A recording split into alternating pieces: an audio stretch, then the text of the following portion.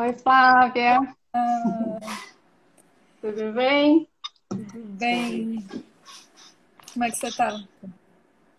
Tô bem, graças a Deus. Você, correndo muito, né?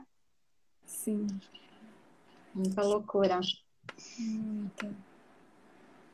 Vamos. Tem quantos minutinhos? Faltam 3 minutinhos, né? 3 minutinhos. Já O vejo pessoal ia que a entrando Aline tá aí. aí, já vejo Tá. Paty, Silvana. Boa Boa noite, noite, querida. Silvana, Boa noite a todas. Kika, Viva o Nordeste. Vivo Nordeste. É Representante, isso aí. representante Oi, meu do Nordeste. esposo.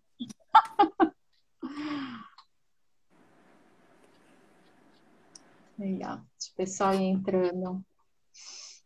Interessante isso, né? Que a gente preza muito pela diversidade das regiões também, né? No Rede Mulheres Públicas.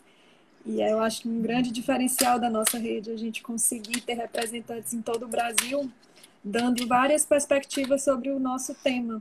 Né? Além de várias esferas de atuação, municipal, estadual e federal, a gente tem representantes de várias regiões. E aí, assim, É, eu sou a gente super orgulhosa consegue. de representar o Nordeste. Eu também. Silvana, que está aí também, do Ceará, também com a gente no Nordeste. A gente está com uma rede bem bacana. Ana Cristina, minha amiga, o pessoal entrando aí. Eu acho muito bacana essa representatividade. Calhou, né, de na rede a gente se encontrar, de a gente ser arquiteta, né, de trabalhar já na área do urbanismo e ter esse olhar mais sensível e mais crítico em relação ao Nordeste. Eu acho que a gente ganha aprendendo com as meninas também da rede de outras áreas, de outras regiões. Todo mundo aprende, troca. Não fica com uma visão unilateral, né, da realidade brasileira. É, Aí, muito tô orgulho de vendo ser aí, nordestina. muito bom. Tô vendo aí que a Cíntia Bartz entrou também, mais uma urbanista nordestina. Ah, é? Muito boa também. A gente trabalha junto aqui na Prefeitura de Teresina. Nina, minha Transporte, Isadora, Paola. Suzane, minha colega formada de arquitetura.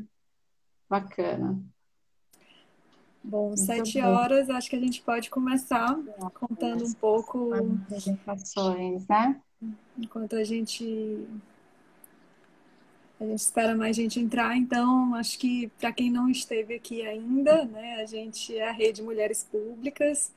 A gente reúne mulheres que atuam com impacto público, né? Nosso foco é valorizar quem já está no serviço público, quem às vezes assim está aí na linha de frente desses temas públicos, mas nem sempre tem visibilidade. E aí, sempre que possível, também a gente incorpora a discussão de gênero, né? A gente fala de equidade de gênero, trazendo diversos temas, trazendo dados, evidências, para a gente fazer um planejamento baseado em evidências e o mais justo possível, né?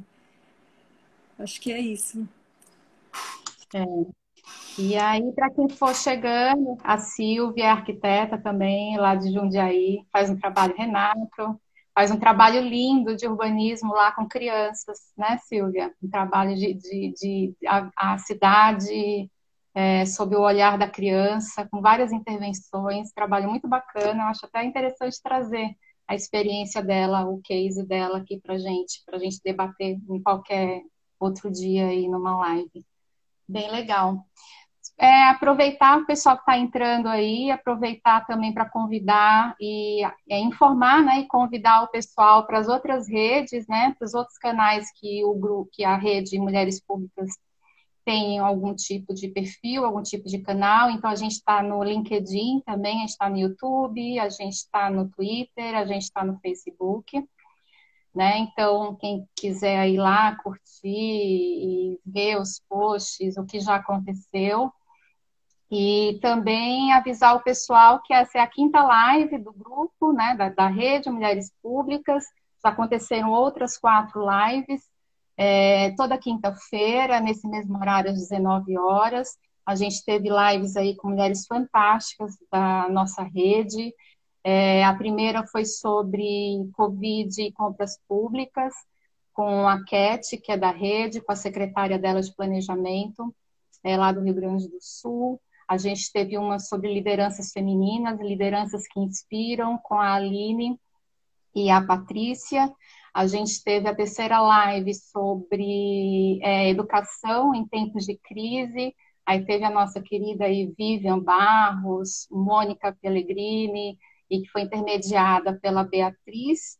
E na semana passada a gente teve uma live super bacana também com a tenente Cláudia Moraes, que é responsável pela patrulha Maria da Penha, lá no Rio de Janeiro, um trabalho maravilhoso, lindo que ela está desenvolvendo. E o bate-papo foi com a Júlia Sobreira, que também faz parte da nossa rede. Então veja que a gente tem uma rede aí recheada de mulheres maravilhosas, competentes, fortes, né, com muita contribuição na gestão pública. Renato está falando que são todas muito boas, concordo, Renato. E hoje a gente está aqui, eu e a Flávia, representando o Nordeste. Coincidentemente, a gente é arquiteta, se encontrou aqui na rede, coincidentemente, a gente é do Nordeste, né? E de dois estados pequenininhos, né? Piauí e Sergipe, não são, né, estados grandes, e a gente acredita que tem alguma coisa para contribuir hoje aqui na nossa conversa, no nosso bate-papo.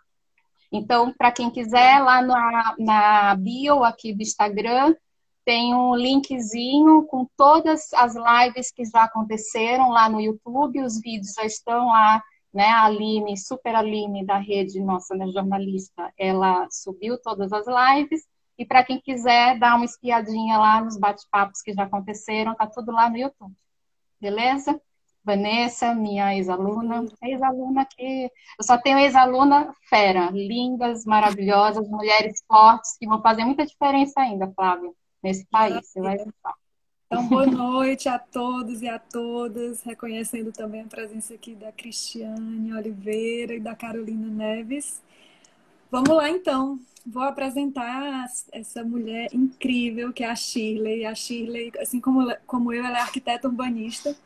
Ela é formada na Universidade Federal do Ceará, é mestre em Desenvolvimento e Meio Ambiente pela UFC também. Faz doutorado em Geografia na Unicamp. É especialista em Liderança e Gestão Pública pelo CLP, na turma 2, né, o Centro de Liderança Pública. Tem muita experiência em planejamento urbano, na elaboração de planos diretores municipais, atuou em municípios do Ceará, de Sergipe, foi secretária municipal de planejamento de Itu, coordenou uma série de projetos, inclusive projetos da Associação de Prefeituras e Instâncias do Estado de São Paulo, foi diretora de Planejamento de Assistência Social da Prefeitura de Aracaju e hoje é responsável pelo programa de pós-graduação em Gestão Pública e Governança da Universidade Tiradentes, em parceria com o CLP, e atua como consultora de municípios sergipanos. Eita! Eu sou rodada. Eu sou do Nordeste, mas já rodei muito nessa vida. É uma honra para mim conversar contigo, Shirley. E fazer parte dessa rede com você.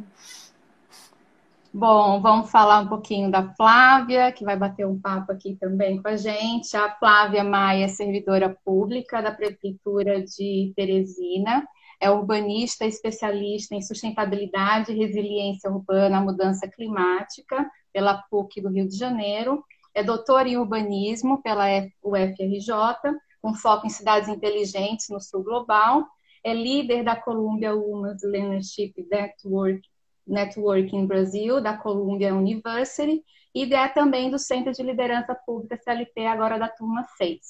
Atualmente, ela coordena a implementação da Agenda 2030 da Prefeitura de Teresina, né, Desenvolvimento Sustentável da Organização das Nações Unidas, no programa Teresina 2030, e atua nas áreas de cidades inteligentes, mobilidade urbana sustentável, inovação cívica, governo aberto, redução de riscos e desastres ambientais, mitigação e adaptação para cenários de extremo do clima quente e empoderamento feminino para a ação climática. Só isso a Flávia sabe. O negócio é o calor, é o clima quente, mitigação, adaptação, empoderamento. Bom, então, devidamente apresentadas, é É uma honra para a gente estar aqui falando com vocês. É a primeira live que eu faço e a primeira live da Shirley também, então fica aí a live histórica. Acho que a gente está começando com o pé direito. E a gente vai tratar hoje da relação entre planejamento urbano e epidemias, né? A partir de algumas lentes. A primeira delas é da perspectiva histórica, então a gente vai entender um pouco da relação entre planejamento urbano e epidemias. Outra é a lente cultural e socioeconômico, então a gente vai entender qual é a relação entre planejamento urbano, desigualdade, qual é o impacto que a morfologia urbana tem na disseminação de epidemias.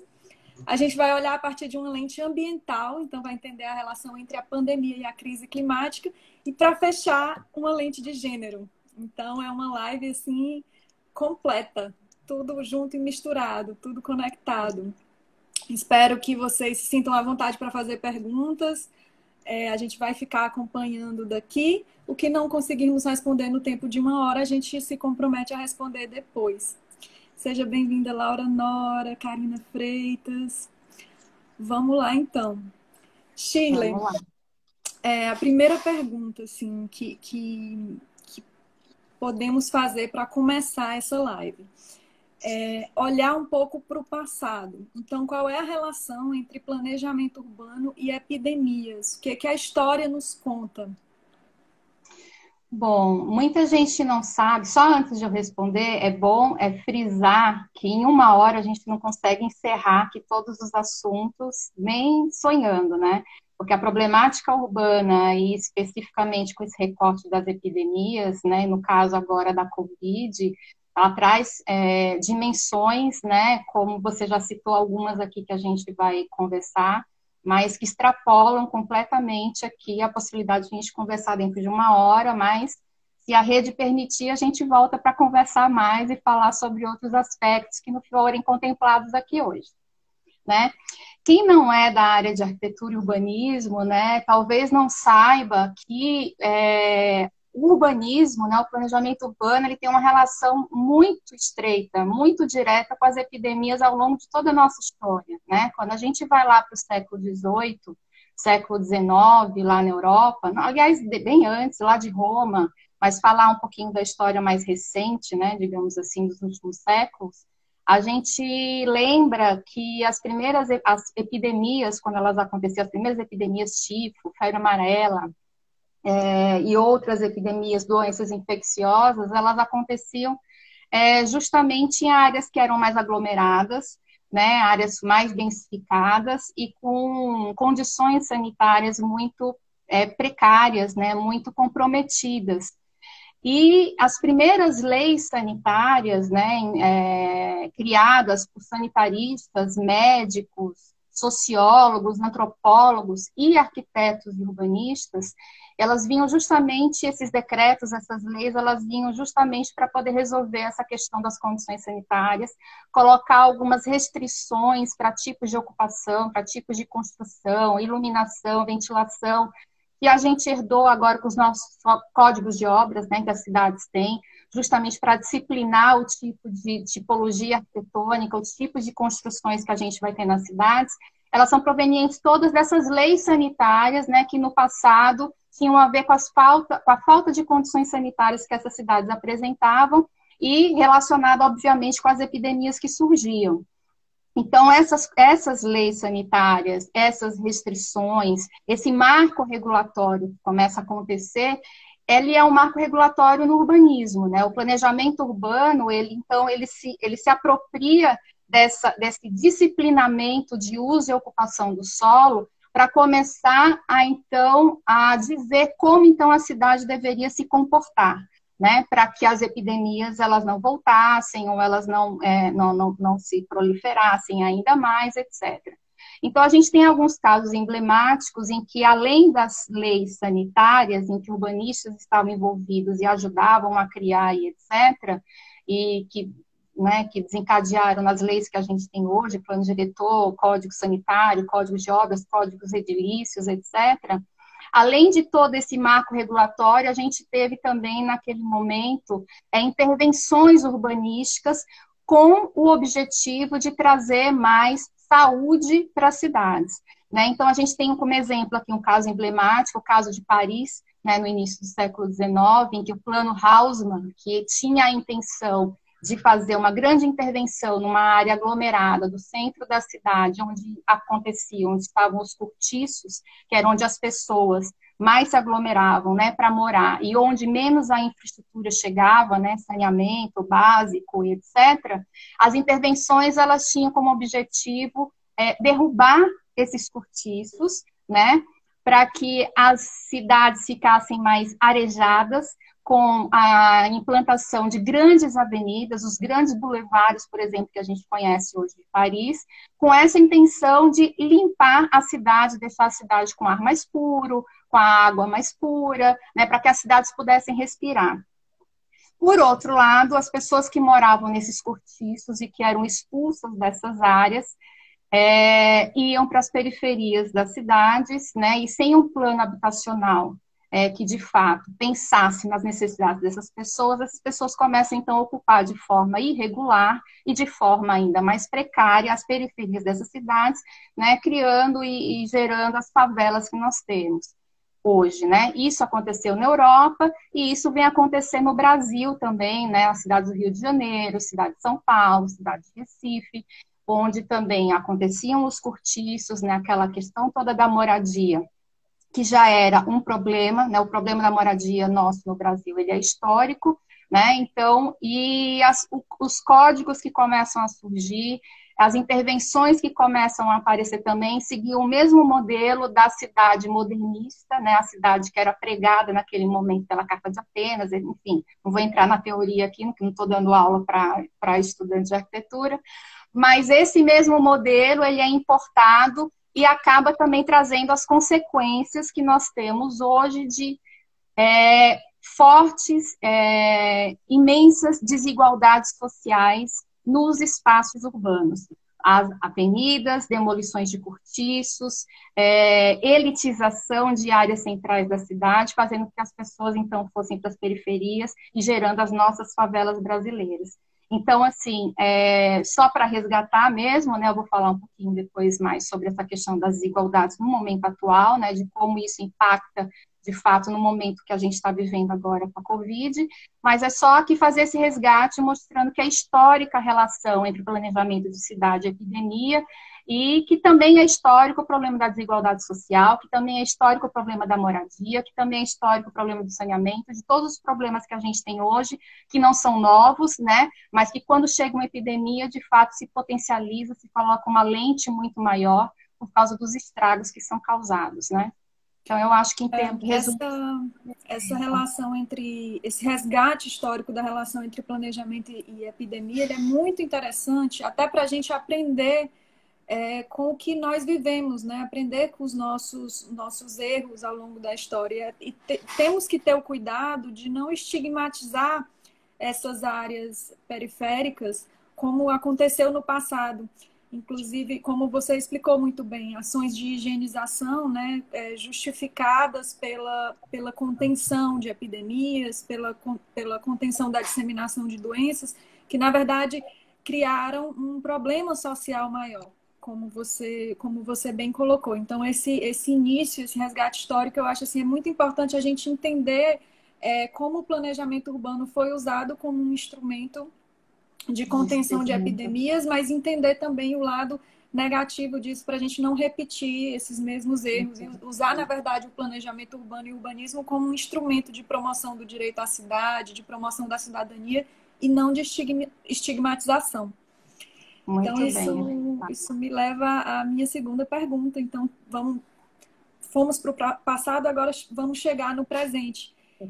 Como é essa relação hoje, então, entre o urbanismo, né, entre o planejamento urbano e essa pandemia que a gente está vivendo, mas mais especificamente nas áreas periféricas que você mencionou?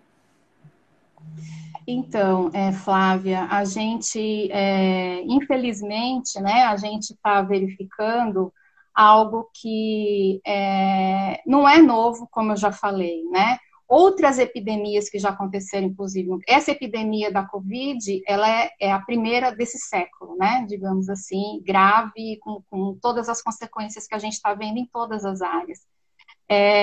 Mas a gente não pode ela, de alguma forma, a gente, a gente tem que ver que hoje essas desigualdades elas são históricas e elas são muito mais potencializadas e a gente já consegue ver dados, a gente já tem evidências em várias pesquisas, em várias cidades no Brasil, falando mais especificamente do Brasil, mas que estão acontecendo também em outros lugares no mundo, como é o caso de Nova York, por exemplo, estudos já demonstram que nas periferias é onde a gente está tendo mais casos confirmados e de mortes da Covid.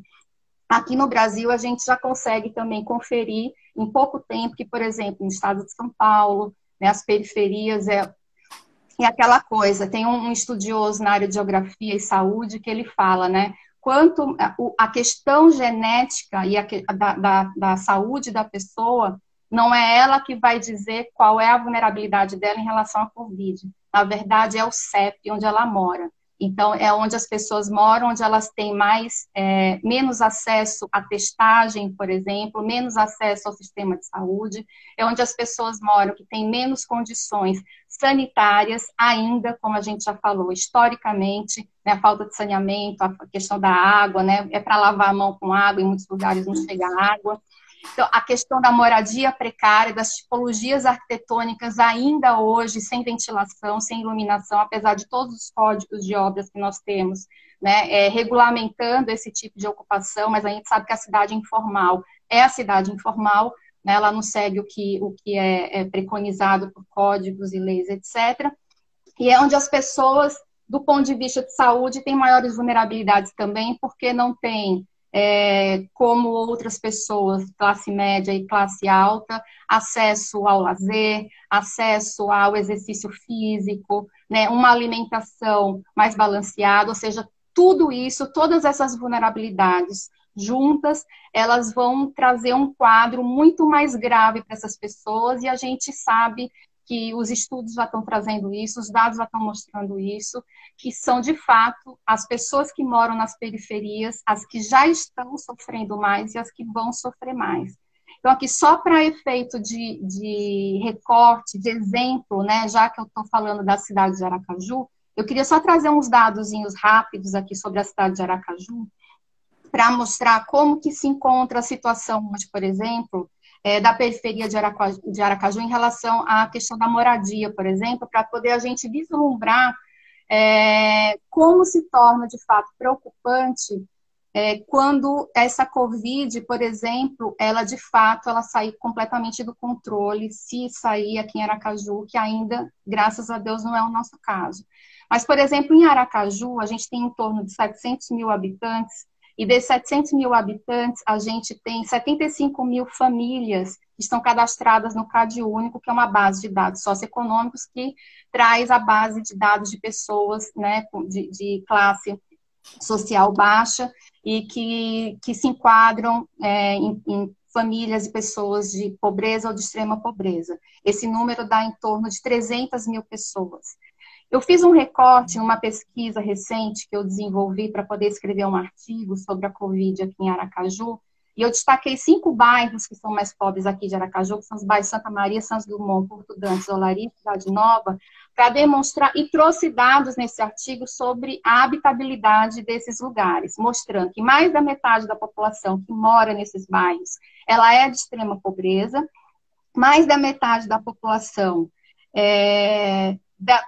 desses 5 bairros, que corresponde a 40% do CadÚnico, estão em situação de pobreza ou de extrema pobreza.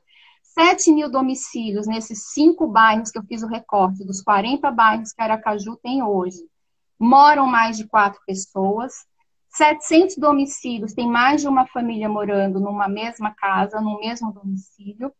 E a informação assim mais alarmante é que 25 mil domicílios só tem 1 ou 2 cômodos que servem como dormitório. E a grande maioria de 1 só cômodo que serve como dormitório. Ou seja, a questão do isolamento, do cumprimento do isolamento, da quarentena, para essas pessoas que precisam continuar trabalhando, que a renda ela depende do trabalho daquele dia, muitas vezes, né, no trabalho autônomo e etc., para esse tipo ainda de habitabilidade mais vulnerável, explica, né, muita coisa para os dados que a gente tem tido já em outras cidades, onde a mortalidade ela está maior justamente nessas regiões.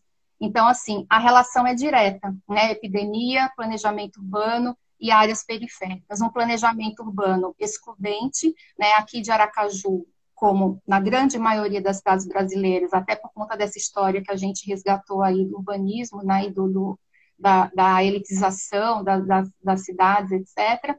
Então, destacar que, de fato, a gente não pode deixar de olhar. E nisso a gente está falando de uma periferia de uma forma ainda homogênea, mas se você for colocar um zoom, a gente ainda tem outros recortes, né? Tem o recorte da mulher, que a gente ainda vai conversar, né? O recorte do idoso, numa situação mais vulnerável, o recorte do negro, né? Das pessoas negras. Lá nos Estados, lá em Nova York, a gente só tem uma mortalidade muito maior de negros em relação aos brancos. Eu acho que é uma realidade que não vai ficar muito distante aqui do Brasil. Enfim, para não me estender mais, eu acho que a relação é essa, eu acho que é preocupante e situação que a gente precisa, de fato, se debruçar agora e pós-pandemia para que a gente não fique, né, repetindo esses ciclos aí de descaso, de segregação, de fragmentação, né, de periferização das cidades que a gente vive aí há séculos, né, aqui no Brasil. Sim. Temos que ter essa consciência, né, do papel do planejamento também na redução da desigualdade social. Isso é algo que se a história não nos ensinou, se o passado não nos ensinou, é hora de o presente nos ensinar também, né? É que um problema de saúde pública ele não se ataca apenas com ações de saúde, né? Ações de saúde se complementam com outras ações, como ações de planejamento urbano. Exatamente. E o planejamento com esse olhar integrado, né? Com esse olhar não só o físico territorial, né? Mas integrando todas as áreas, né? A saúde, a assistência social, a educação, a questão ambiental, as questões todas sociais desses grupos vulneráveis que eu já citei. Se a gente não olhar, né, com esse foco de fato integrado e tomar decisões a partir de agora, planejar a partir de agora, né, diagnosticar e prognosticar de uma forma mais específica, com uma lente de aumento, e não só aquelas políticas públicas de cima para baixo, né, como se todo mundo morasse numa cidade ideal, igual, e que todas as pessoas são iguais. Enquanto a gente não partir para esse olhar real, a gente não consegue avançar, a gente não vai conseguir avançar. E aí eu citei a questão ambiental, né, para poder já puxar aqui a sardinha aqui, né, Flávia, para a gente falar também que tem uma temática aí que é super importante e que as pessoas também podem não estar se dando conta, que é a relação entre as pandemias, né, no caso, essa é a epidemia que a gente está vivendo, planejamento de cidade e crise climática, né? Para quem é leigo, o que tem a ver uma coisa com a outra? Tem tudo a ver, né?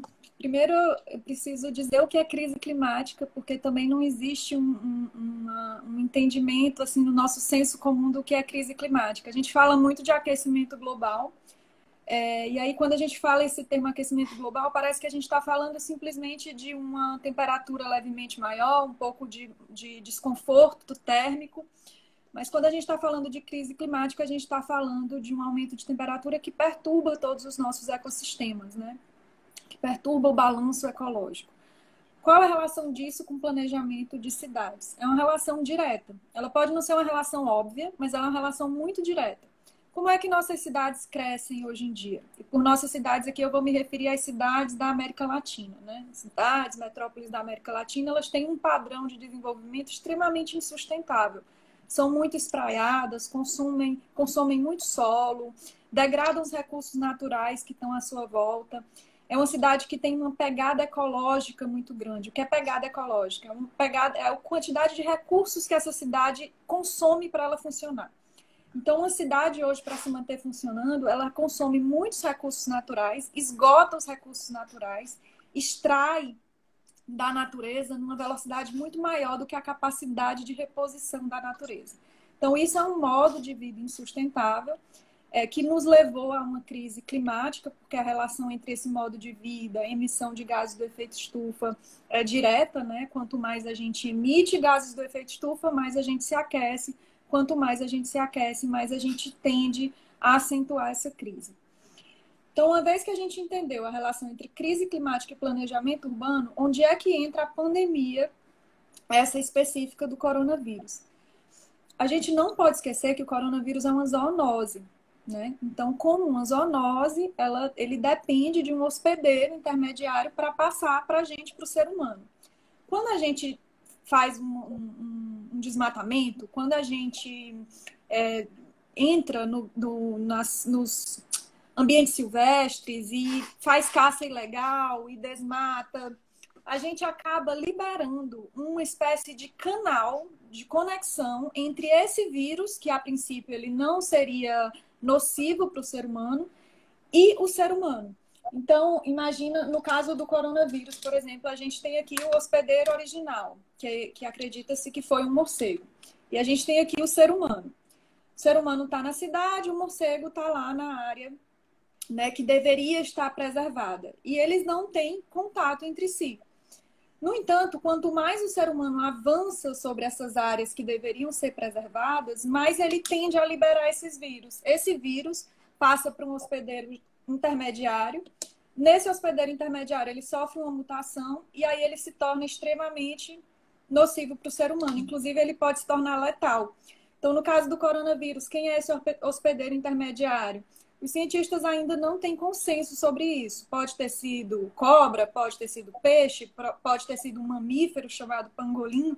O fato é que, pelo fato da gente avançar em áreas que deviam ser preservadas, a gente acaba liberando vírus que são potencialmente letais. A boa notícia é que como isso tem a ver com a nossa ação, de certa forma, está no nosso controle evitar que isso se repita. Mas existe uma linha de ecologistas que chamam ecologia profunda, que eles acreditam que se a gente não mudar esse nosso modo de vida, essa será uma de várias pandemias.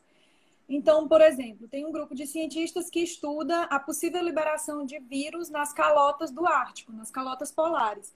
Quanto mais as calotas se derretem por causa do aquecimento global, mais elas têm a possibilidade de liberar vírus que estão congelados há muitas eras, estão congelados em mamutes. Os mamutes morreram desses vírus, estão lá congelados, e aí, em caso de descongelamento, esses vírus podem se espalhar pelo planeta e muito mais letais que o coronavírus. Outro grupo de pesquisadores tem uma Aliança Global pela Saúde. Eles liberaram recentemente um mapa de possíveis novos epicentros de epidemias, de viroses, de pandemias, principalmente respiratórias. E quais são esses epicentros? É onde há mais desmatamento, principalmente desmatamento de floresta tropical. Então, a gente não pode olhar o coronavírus de forma isolada, como apenas um momento no tempo, né? Como apenas uma situação atípica que está acontecendo conosco. Não, a gente tem que entender ele no contexto da crise climática, justamente para a gente não permitir que pandemias assim se repitam. Então, no caso do Brasil, significa o quê? Significa a gente estar atento às taxas de desmatamento da Amazônia. A gente tem que falar de desmatamento da Amazônia no contexto de liberação de vírus, né? Existem estudos que mostram que há cerca de 1.700.000 vírus abrigados, né, em animais silvestres, em flora, em fauna, e a gente realmente tem que repensar o nosso modo de vida, inclusive o nosso modo de planejar cidades. Então, essa é uma relação, assim, tentando ser muito resumida para quem está se aproximando do tema agora. E eu acredito que a gente tem um grande papel, assim, nas mãos, não só como arquitetos urbanistas, mas como cidadãos e cidadãs, de entender, assim, como é que as minhas escolhas impactam no meu futuro, né? Como é que eu escolho viver numa cidade? Quando eu faço uma escolha individual, por exemplo, andar de carro, né? Eu prefiro andar de carro do que andar de metrô, de ônibus, ou eu prefiro pegar minha moto do que andar de bicicleta.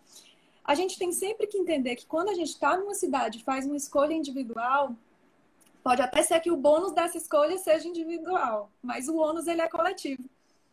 Então, quanto mais eu escolho o transporte motorizado individual, como carro e moto, mais eu emito gás carbônico, mais eu coloco poluentes na atmosfera, né?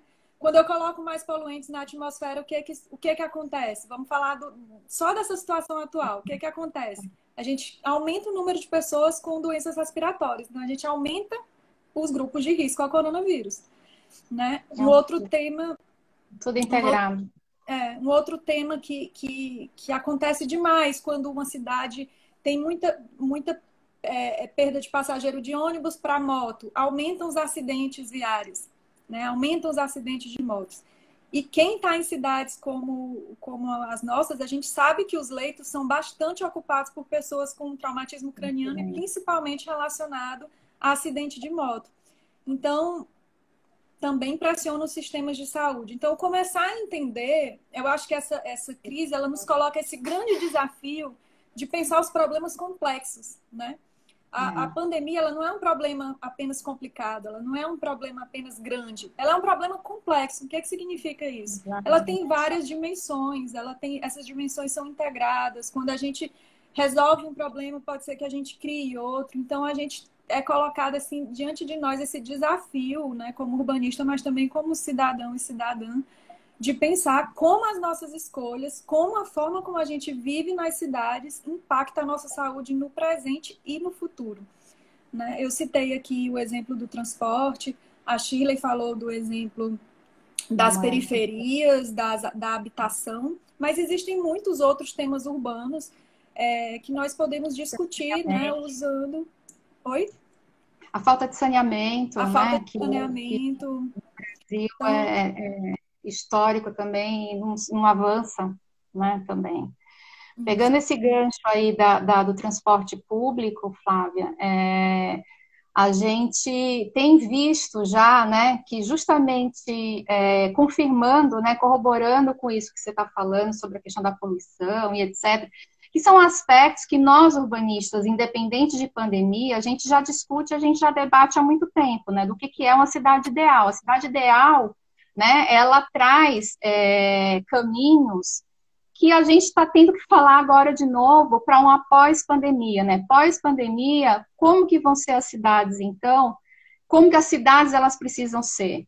Não é nada diferente do que a gente já está discutindo já, né? Então, pegando o gancho da questão da mobilidade urbana, quanto tempo a gente está falando que as cidades, elas não podem depender só de carro, que elas não podem priorizar os espaços públicos só para automóvel e para moto, como você citou, transporte público como única opção, né, para o coletivo, esquecendo das ciclovias e da caminhabilidade das calçadas para pequenas distâncias, né, calçadas confortáveis, calçadas amplas, calçadas acessíveis. Então, há muito tempo as cidades, elas não são inclusivas, né, para grande parte da população, diversos tipos de público.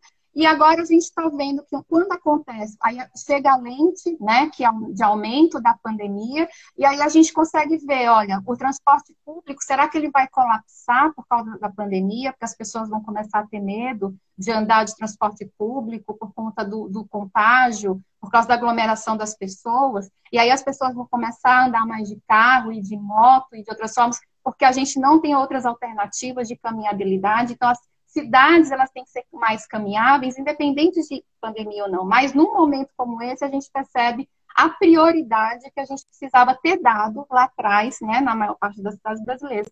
Tanto é que as soluções que estão sendo pensadas hoje em outras cidades na Europa a gente já sabe que tem uma cultura muito forte de incentivo à bicicleta, né, de calçadas acessíveis, mas hoje está se ampliando mais. Hoje a gente está vendo Berlim, a gente está vendo Milão, fazendo planos de curto, médio e longo prazo para ampliação de 600, 500, 1.000 quilômetros de ciclovias para que as pessoas, num outro momento, né, num próximo momento, né, que como você coloca aí, se a questão ambiental, de fato, ela não for amenizada, e a gente tiver que enfrentar outras pandemias, a gente vai passar pelos mesmos problemas.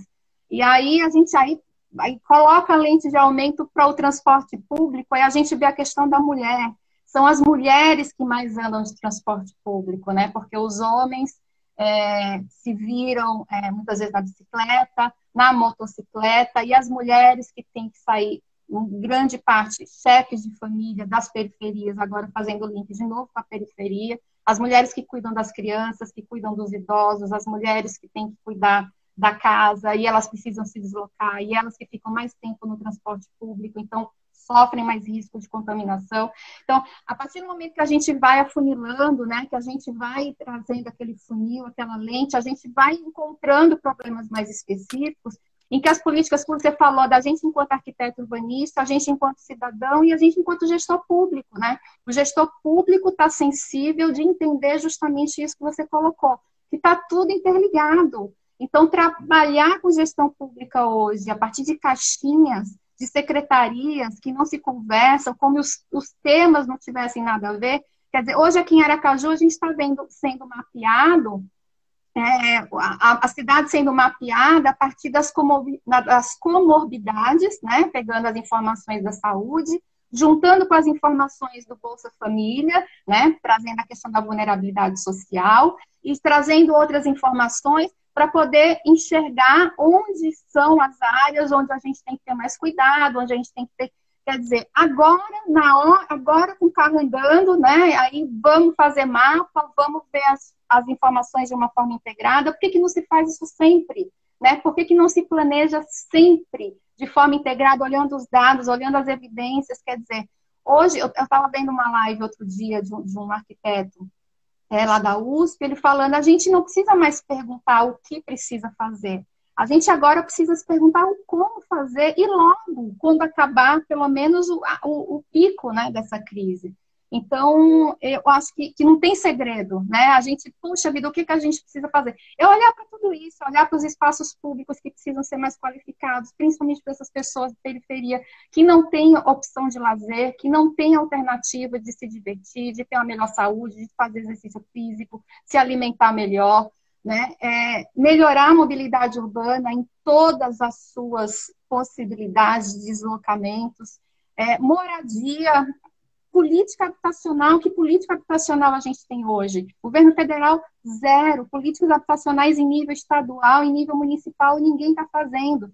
E qual política habitacional a gente quer? Aquela do Minha Casa Minha Vida, em que não considera esse tipo de realidade, onde 2 famílias moram no mesmo domicílio, onde mais de 6 pessoas moram na mesma casa, o Minha Casa Minha Vida não atende. Então, quando que a gente vai começar a perceber, de fato, né, eu estou falando enquanto nós gestoras mulheres, né, a gente está aqui na rede de mulheres públicas, né, que tem esse objetivo de trabalhar com impacto, né, social, impacto público e etc., é a gente começar a pensar de que forma a gente, como, é o como, não é mais o que, mas é o como.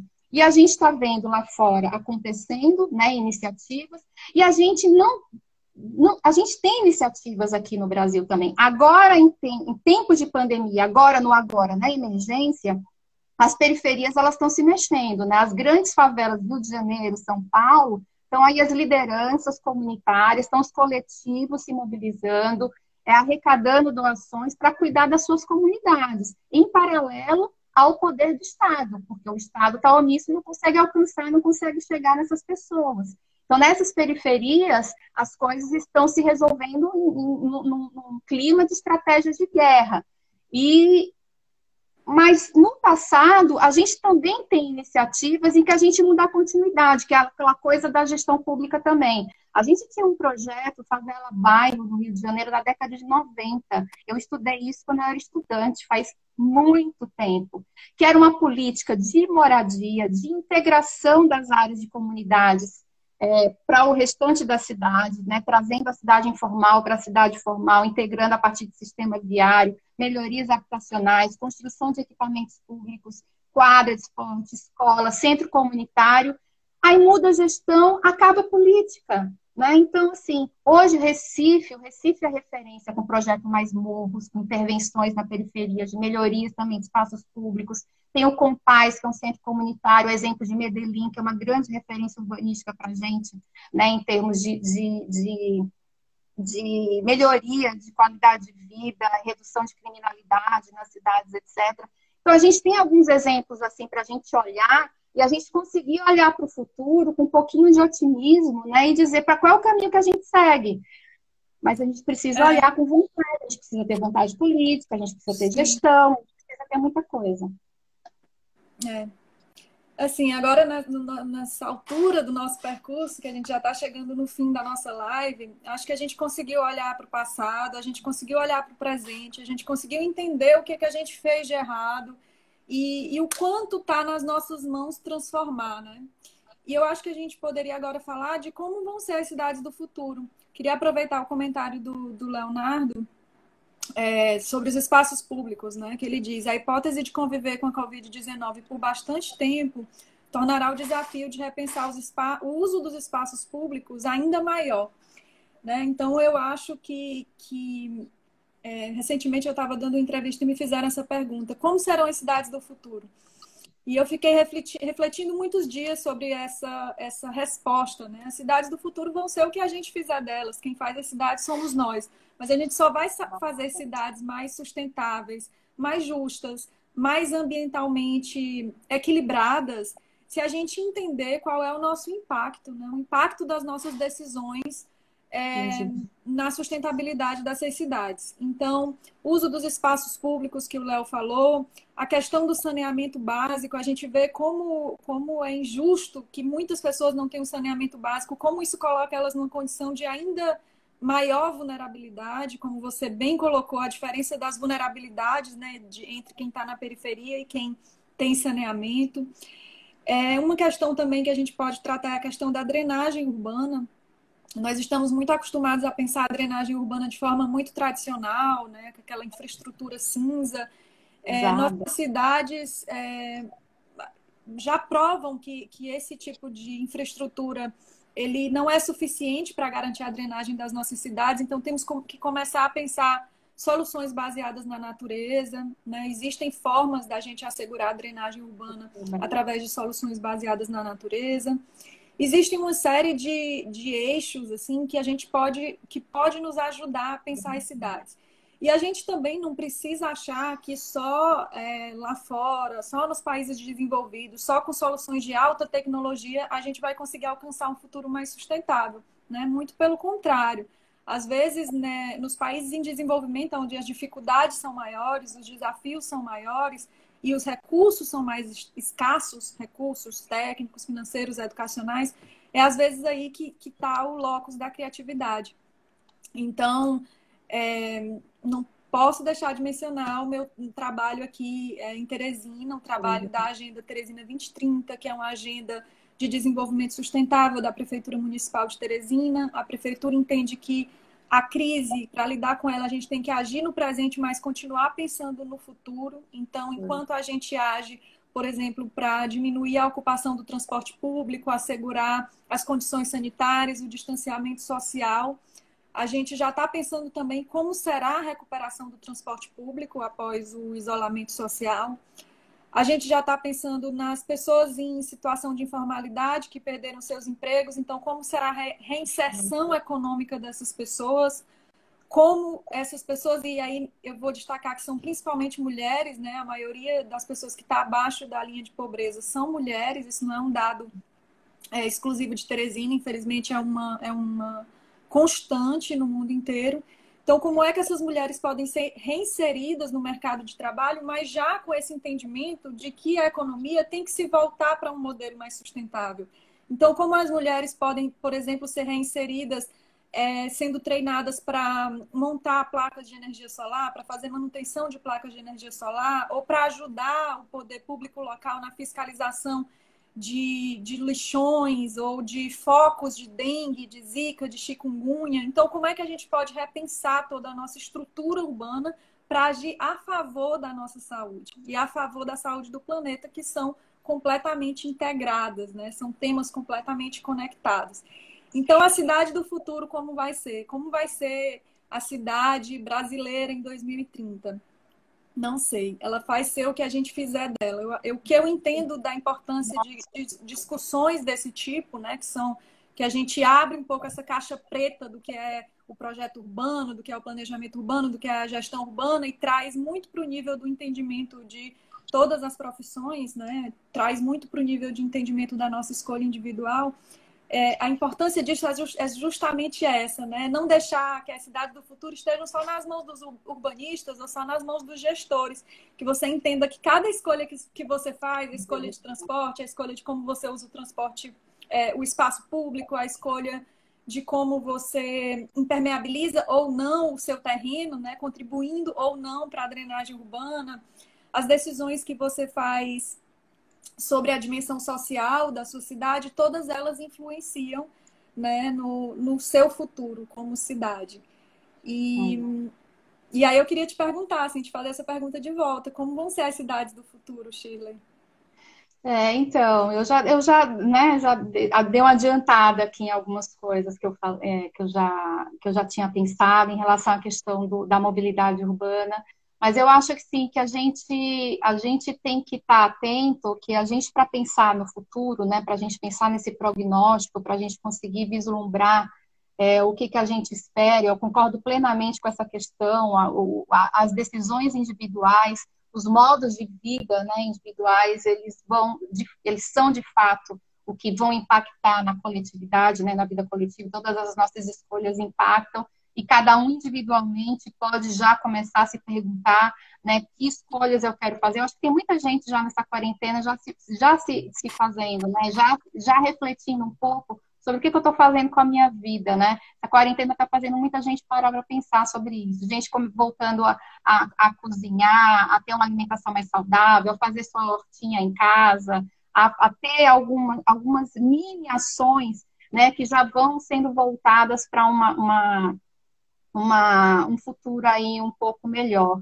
Mas, assim, eu queria chamar atenção para essa questão do futuro, de olhar para o futuro, chamando a atenção de novo para a questão do olhar para o presente, como você falou, que um caso como esse de pandemia, ele traz uma lente para problemas que já são complexos há muito tempo e que são intersetoriais, né, que são de todas as áreas, em que as gestões não podem olhar de forma separada. A gente sabe que muitas cidades que estão começando, que estão combatendo fortemente e sendo vitoriosos, né, no combate ao coronavírus, agora, nesse momento, são de gestões em que se agiu rápido, em que se fez logo o comitê de crise, integrando todas as áreas, ouvindo todos os setores, ouvindo todos os profissionais de diversas áreas e agindo rapidamente.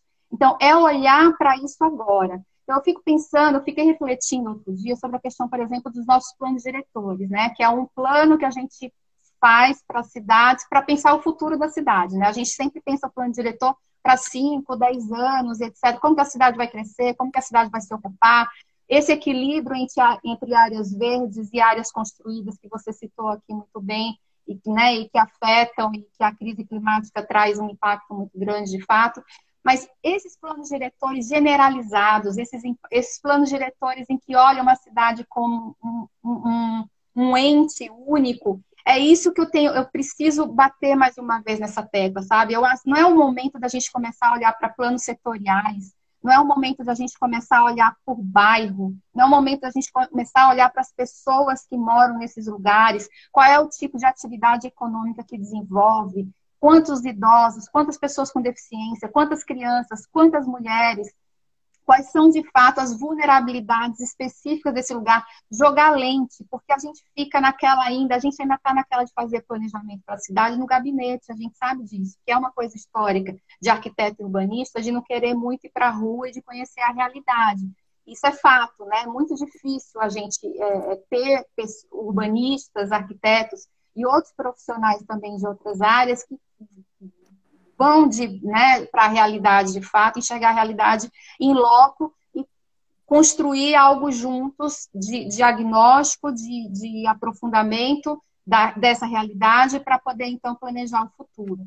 Então, eu acho que unindo essa questão do planejamento com a gestão também, com a gestão urbana, eu acho que o futuro das cidades são cidades em que todas essas dimensões que a gente citou aqui, de moradia, saneamento, espaços públicos qualificados, equipamentos públicos, sociais, escola. Agora as unidades de saúde fazem falta em muitas áreas da cidade, né? Não estão em todos os territórios da cidade, é o caso aqui, por exemplo, de Aracaju, nem todos os territórios estão distantes das pessoas que mais precisam, né? Muitas unidades de saúde. Então, enquanto a gente não pensar dessa forma, né, olhando para as peculiaridades, pensando política pública de uma forma específica para cada público-alvo, eu acho que a gente não avança. Eu acho que cidade do futuro é essa, cidade do futuro que é planejada, com esse olhar intersetorial, olhando para os problemas complexos de forma, de fato, como problema complexo, desmembrando esses problemas, né, aquela metodologia da árvore lá dos problemas, para a gente enxergar quais são os ramos desses problemas, as causas desses problemas. É planejamento com base em evidências, né? A gente não pode mais fugir disso hoje, né? Hoje a gente universidades estão se unindo com central de favelas para poder fazer diagnósticos, fazer mapeamentos em paralelo ao governo, aos governos locais, sabe? São trabalhos lindos que estão acontecendo, que a gente vai ter como legado, eu acho, né, dessa situação que a gente está vivendo. Eu acho que para um futuro a gente organizar tudo isso, sabe? A gente olhar para o que foi bom, a gente olhar para o que não pode mais acontecer e a gente seguir em frente aí com otimismo, porque senão a gente não vive, a gente surta. Bom, Nosso tempo está acabando. então, como Mesmo. mensagem final, né, eu acredito que eu e a Shirley, através de várias conversas que tivemos antes dessa live e agora, assim, nessa live como corolário desse debate muito interessante que a gente tem tido nas últimas semanas, a gente entende que nós somos desafiados a repensar nossos valores, né, como sociedade, e isso inevitavelmente se manifesta no urbanismo, no planejamento de cidades. Então, quais são os valores que nós queremos ter como sociedade, né? O que é mais importante para a gente, e como é que isso se manifesta na forma como a gente vive as cidades. O Luigi falou aqui algo muito interessante, né? Que devemos incluir também a aproximação das pessoas com o meio ambiente, seja pela criação de parques urbanos ou até mesmo a criação de meios coletivos de produção de alimentos orgânicos. Isso também é uma transformação que a gente tem visto, as pessoas escolherem produtores locais, tanto para garantir a sustentabilidade financeira desses produtores, mas também porque são alimentos mais saudáveis, são alimentos produzidos próximo à sua casa, né, sem agrotóxicos. Então, talvez a gente veja cidades aí com mais hortas urbanas e que tragam mais seus alimentos de perto, né, que tenham a origem dos seus alimentos conhecida, que esses alimentos aí sejam produzidos, quem sabe, até dentro do próprio perímetro urbano, que também é muito interessante da gente pensar.